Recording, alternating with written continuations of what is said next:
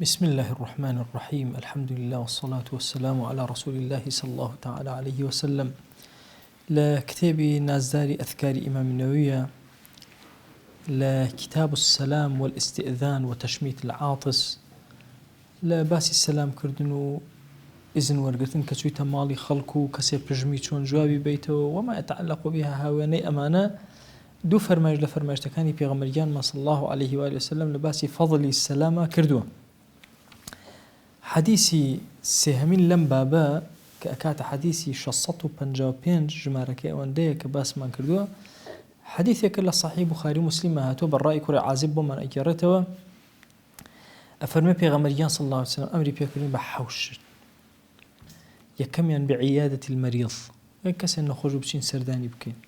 دو واتباع الجنائز كسي مرد مسلمان وفاتي كرب بشين سرداني بدوي جنازة كابر انتا سر قبران وتشميت العاطس أمري بيكرين أجر كسيك بجمي وتي الحمد لله مجلين يرحمك الله. ونصر الضعيف أجر كسي ضعيف لا وازبو زاني من لا وازه هاو كاريب كين نيال كالظلم لبكا. وعون المظلوم أجر كسيك مظلوم بو ظلمي لكرابو كومكي كين حتى وكو ظلمكي خوي لسري لا أتشو لا حق لظالمك ورقرينوا. وإفشاء السلام هروها أمري بيكردون سلام زور بلاو كينوا بسرزوية شان جان الله السلام بركة لسرزوية لقل أمشاء وإبرار القسم أمري بيكردون حوتا من دانا أجر كسي سويني إخوان لسرشتين مسلمانة نيالي سوينك يبشكي جيب أجيك طبعا مخالفي زور قرنقا ما حوتم ما إيشكال سر ششم وحوتم إفشاء السلام زورك دو إبرار قسم إبرار قسم زور قرنقا مسلمان سويني إخوان لسرشتين بوس ما دام سويني إخوان التواب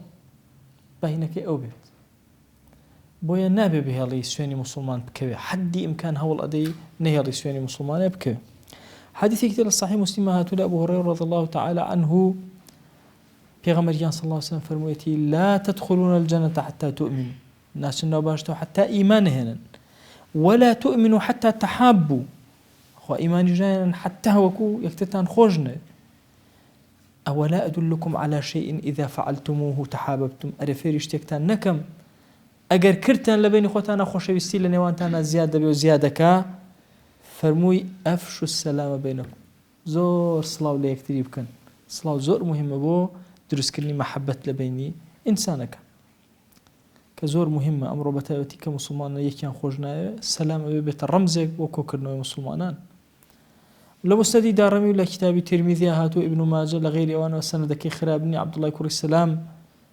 أفرم سمعت رسول الله صلى الله عليه وسلم يوم لابو خوشويستي دل صلى الله عليه وسلم فرمتي يا أيها الناس أفشوا السلام وأطعموا الطعام وصلوا الأرحام هو خلقنا سلام بسر زويا بلا وكان خواردن بدن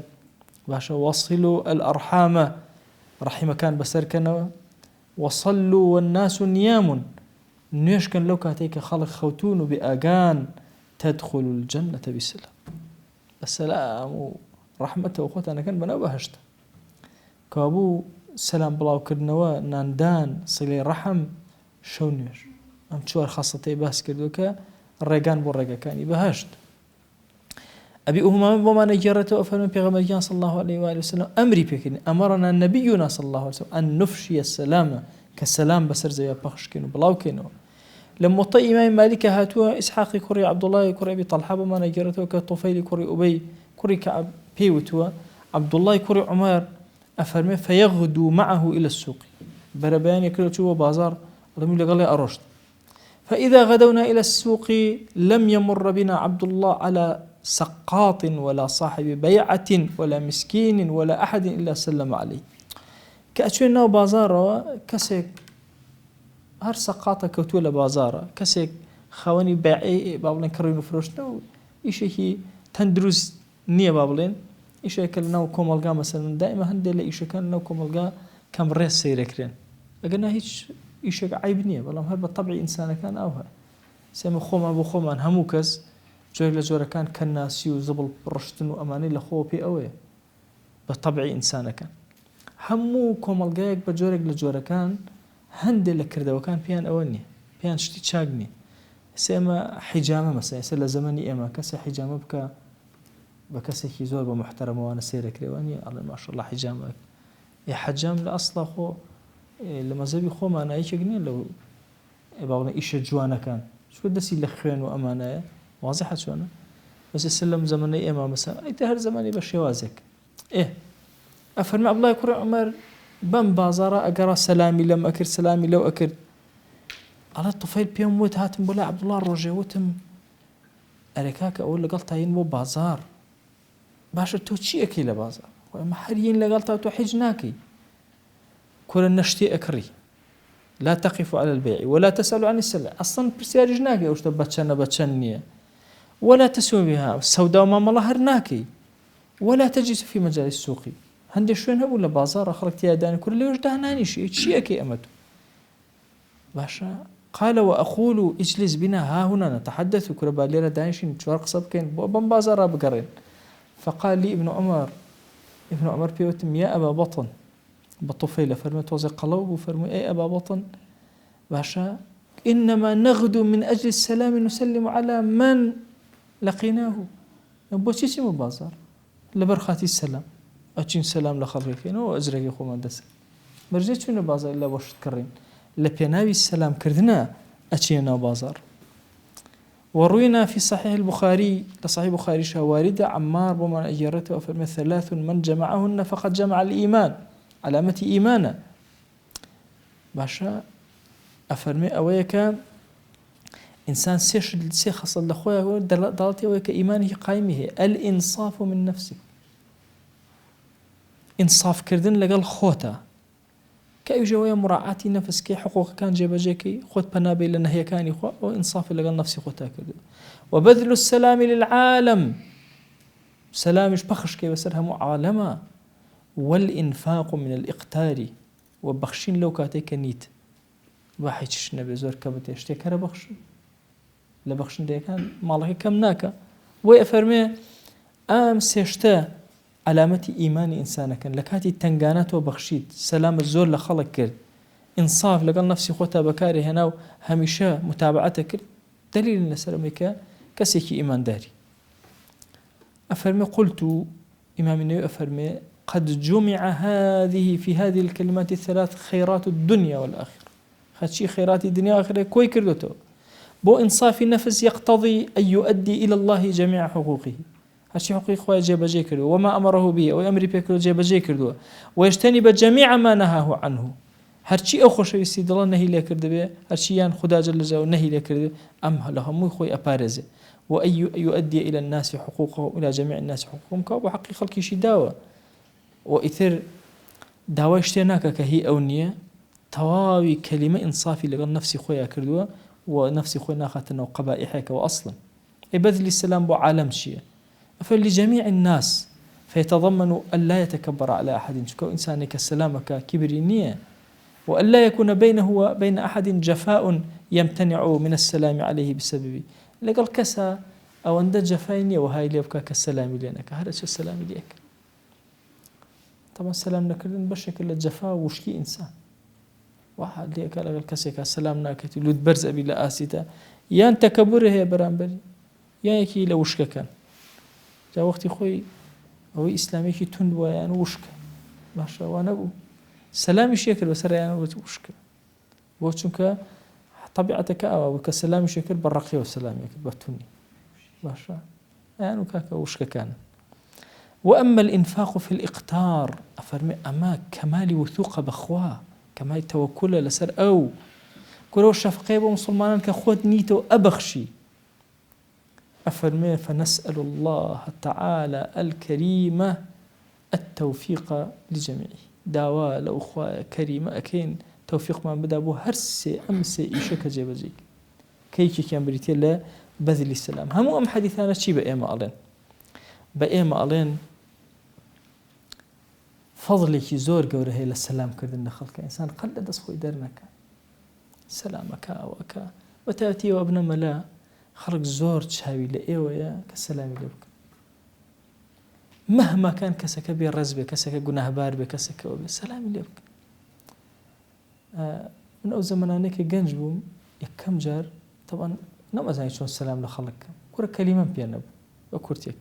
سەلام عەلەیکم ئەی وعەلەیکم سەلام دەنگ و بە هەڵا بەخوا من یە قسەم پێ نەکرایتر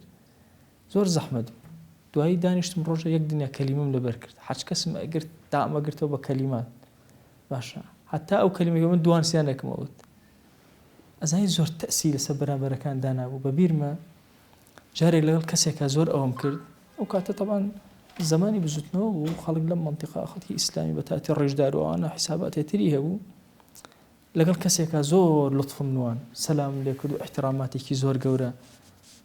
دوایی ئەوە چەند جارێ یەکترمان ئەبینی ڕۆژە خۆی پێوتم وەڵاهی ماسە ئەزانی تۆ زۆر ڕێز لە من ئەگری ئەو بۆچی ئەوە تۆ زۆر ڕێز لە من ئەگری وتم وەڵا بۆ هەر پیاوێکی موسڵمانی ئەو بین و ئەوان وتی وەڵاهی من هەنێک کەس هەیە زوڵم لێ ئەهینم لێ ناکە سەلام لێ ناکە ئەڵێن ئینسانێکی باش نییە کوتم گرنگەوەی لای خوا باش ئێستا ئینسانە پیاوێکی زۆر ساڵحە زۆر خواناسێکی چاکە بەڵام لەو کاتە مەسەلەن کۆمەڵە شتی سێرسێری هەبوو ئەوانە سوعبەت و پێکەین و قسە بین خەڵک زۆر ڕێزیان لێ نەئەگر بەس کە تۆ مەلای ڕێزی لێگری شتێکی ترە ماوەسای بۆتەی قسەی ئەگەڕێتەوە ئەفەرمێت چوو وتارێکمدا ئەڵێ لە وتارەکە کە دام ئەڵێ خەڵک زۆر سەنایان کردن ئەڵێ لە شوێنی باوکم وتارمدا بوو گەنج بوو مناڵکار بووم ئەڵێ ئەوەنیان پێ هەڵدا و ماشاء الله و چه عالمێکی گەورەیت و تۆ چۆنی چۆن تەئسیر لەسەر دڵی خەڵکەکەی من القلب إلى القلب و نازانم ئەڵێ وام لێ هات لە خۆشی ئاگەم لە خۆم نەبوو ئەڵێ نوکی پەنجەمە کەوتە عەرس ئەڵێ گەڕامەوە بۆ ماڵەوە لە مزگەوت دەرچووم ئەڵێ خەڵکە هەمووی لەگەڵما هاتنە دەرەوە ئیزدیحاماتێک سەیری دەروبەری خۆم ئەکرد ئەڵێ ئاوا نوکی پەنجەم دانا لە خۆشیە لە تۆزە هاتم ئەملاترەوە باشەوە تۆ خەریکی چیت تۆ بەم پێ هەڵدانە خەریکە لە خۆت ئەگۆڕی ئەڵێ هاتم ئەڵێ ماڵی باوکم ئاوا کۆڵانێک بوو ئەم سەر و ئەو سەر ئەڵێ لەم سەرەوە کە من خۆم پیا کرد لە مزگەوتەوە بێمەوە لەو سەریشە و دراوسێکمان هەبوو سەرخۆش بوو ئەڵێ زۆر کەشوان بە سەرخۆشی هاتەوە ئەڵێ باوکم زۆر ڕێزی لێ ئەگرت ئەڵێ مناڵەکانی زۆر ساڵح بوون ئەڵێ و پیاوە ئەڵێ لەو سەرەوە هات ئەکەوت بەم لاو بەولا ئەڵێ وەڵا ئەوە سەیرم ئەکرد کە ئەو ئەکەوێ خۆم ئەهاتە پێشەوە ئەو بە عەرەق ئەکەوێ بەم لاو بەولا منش بە پێ هەڵدان ئەڵێ سەیرم کرد من و ئەو هەردووکمان سەرخۆشین من سەرخۆشی پێ هەڵدان و ئەوی سەرخۆشی بادە ئەڵێ هەتا گەیشتنە لای یەک ئەڵێ ویستم سەلامی لێ بکەم هاتمە ئەملا چووە ئەولا چوومە ئەولا هاتەوە ئەملا ئەڵێ لە ئەخیرا گرتم دەستم ماچ کرد ئەڵێ ئەوش دەستی خۆی هین کرد و تۆزە چووە دواوە بە قەراخی دیوارەکە ئەڵێ بە پشتی منە بەولا خۆی کردەوە ماڵی خۆیانە ئەڵێ نوێژی بەیانی پێش نوێژی بەیانی تێ ئەڵێ شۆ زۆر غەوم خوارد ئەڵێ باوکم زۆر ئامۆژگاری کردم ڕۆڵ لە خۆت نەگۆڕی دنیا هیچ نییە و ئەڵێ نوێژی بەیانی پێش نوێژی بەیانی چووم مزگەوت سێرەکەم ئەو پیاوە لە سوچێکە دانیشتووە دوعا ئەکە ئەگری ئەڵێ زۆرم پێ غەریب بوو ئەم پیاوەی ئەهلی ئەمە نەبوو بێتە ناو مزگەوتەوە بۆ شێواز ئەڵێ دوای ئەمە کە لە نوێژ و ئەوانە لێ بۆ وتم وەڵاهی با بچم زانم داستانی ئەم پیاوە چییە ئەوە پیاوێک ئەڵێ کە منی بینی باوەشی پیا کردم زۆر گریا پەلامەریە دەسم ماچکە قاچم ماچکە ئەڵێ زۆر لە خۆم بوومەوە و قوربانگیان و ئەمانە ئەڵێ وتی وەڵاهی ئەی گەنج باوکت زۆر معجبم بە ئەخلاقی باوکت زۆر چاکەی لەگەڵ منا کرد بەڵام ئەمەی کە تۆ لەگەڵ منا کردت هیچ کەسێک لەگەڵ منا نەیکرد تۆ بەس پێم بڵێ پیاوی عالمێکی زۆر گەورە بە مێزر چۆن دەسی منت ماچ کرد ئەڵێ وتم بۆم گێڕایە وتم وەڵاهی ئاوا بوو ئەڵێ دەستی کرد بە گریان و ئەمانە وتی وەڵاهی کە ڕۆشتومەتەوە هاتوومەتەوە بە خۆش خۆمە ئاگام لە خۆم ئەو شەو نەخوت هەر هاتووم لێرە هاوارەکەم خۆی لێم خۆش ئەڵێ وتم دا ئەها نەم هەر زانیم بۆیە دەستم ماچ کردی وەڵاهی ئەسر لە من باشتری من هێشتا بادە بەری نەداوم بەڵام تۆی بەردا نەجاتر بۆیە ئینسان قەت تووشی ئەو کیبر و عەزەمەت و خۆ بەزل زانی و خۆ بەش زانی نەبێ تۆ نازانی ئەچیتە ناو مزگەوتەکەتەوە وا مەزانە ئەو خەڵکە کە هاتووە لەوە ئەچێ کەسێکی زۆر سادەی بچووک لەناو ئەو مزگەوتە پێڵاوەکانی حرمەتی هەرچی مەلای مەحمانتەقەکەی هەیبێت من نازانی لەبەرەوە زۆر احترامی ئەبێ خەڵک بگرین زۆر بەدەمەوە و سەلام بوون و جوان مامەڵەکردن لەگەڵ خەڵکە ئەمە بۆ بەشێکە لە عەلامەتی ئیمانی تۆ ئەوە لە حەدیثەکە فەرمێ عەلامەتی ئیمانتە بۆی ئەبێ زۆر هوشیارانە مامەڵەکەین بەتایبەتی لەم زەمانە کە فیتنە و فەساد زۆر زۆرە و خەڵکی زۆر لە ڕێلا براوە ئەبێ ئەمە زۆر نەرمتر حەکیمتر مامەڵەکەین لەعەلە خوای گەورەتری خێرمان لێ ئەکاتەوە داواکەین لە ذاتی پاکی پەروەردگار خوای بمان کەرە ئەهلی فەضل بمان کەرە ئەهلی ڕەحمەت و سەرزەوی یا ڕەبی خوایە بە کرداری ناشرینی ئێمە خەڵک لە دینەکە دوور مەخەرەوە بمان كرا باعثي أو يكرد وكان من دعوة كان زمان من دعوة دل من دعوة دعاء من دعوة يا ربي خويا بانك أصحابي السلام وبخشي سلام لسر زبيا يا رب العالمين خويا أبو خاتي قوري خود لهرشي قناه منا ببورا سر برزي أم دنيا أو دنيا مانك آمين آمين والحمد لله رب العالمين وصلى الله على سيدنا محمد وعلى آله وصحبه وسلم تسليما كثيرا أبدا إلى يوم الدين خويا يقول لقناهي من الشيء أجبوري وخالي من قبولك يا رب.